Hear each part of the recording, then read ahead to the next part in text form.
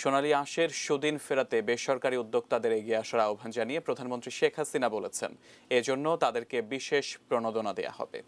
জাতীয় পাট দিবসের অনুষ্ঠানে প্রধানমন্ত্রী আরও জানান, যে ফসলের কোনো কিছুই ফেলনা নয়, তার শিল্প উদ্যোগ লাভজনক না হওয়ার কারণ নেই।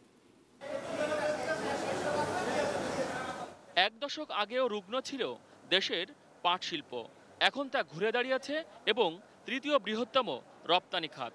বিশ্বব্যাপী পাটের বহুমুখী ব্যবহার বেড়েছে, দেশে উৎপাদিত হচ্ছে 280 ধরনের পাট পণ্য। বাহারি এসব পাট পণ্য নিয়ে রাজধানীর বঙ্গবন্ধু আন্তর্জাতিক সম্মেলন কেন্দ্রে শুরু হয়েছে দুদিনের পাট পণ্য মেলা।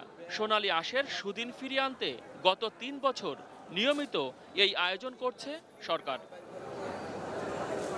বুধবার সকালে এই পাট পণ্য মেলার উদ্বোধন করেন প্রধানমন্ত্রী শেখ হাসিনা। ঘুরে দেখেন মেলার বিভিন্ন স্টল। এর আগে উদ্বোধনী অনুষ্ঠানে প্রধানমন্ত্রী পাট খাতে নতুন উদ্যোক্তাদের এগিয়ে আসার আহ্বান জানান। পাটের বহুমুখী ব্যবহার আরো ব্যাপকভাবে বিস্তৃত করবার সুযোগ আমাদের রয়েছে। সেই ক্ষেত্রে সরকারি হয়তো কিছু থাকবে, কিন্তু আমি আরো বেসরকারি খাতটাকে বেশি গুরুত্ব দিতে চাই, যে বেসরকারি খাত যত বেশি এগিয়ে আসবে, আর তার জন্য আমরা অন্যান্য খাতে অনেক প্রণোদনা দিচ্ছি, তো এখানে আমরা প্রণোদনা দেব। উদ্যোক্তাদের দেশীয় চাহিদা বিবেচনায় নতুন নতুন পণ্য উৎপাদনের পরামর্শ দেন প্রধানমন্ত্রী। আহ্বান জানান রপ্তানির জন্য নতুন বাজার খুঁজে বের করার।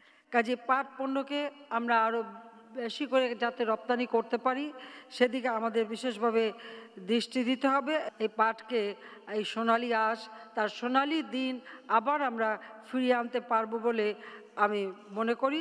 75 পরবর্তী সময়ে পাট খাত ধ্বংসের চেষ্টা হয়েছিল বলে সমালোচনা করেন প্রধানমন্ত্রী।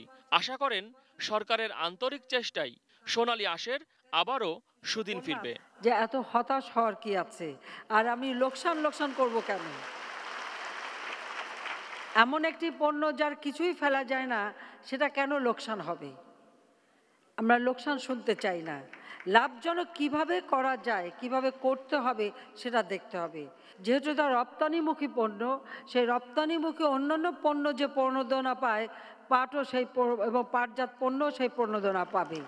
পাট শিল্পে বিশেষ অবদান রাখাই এবার 14টি ক্যাটাগরিতে পদক দেয়া হয়।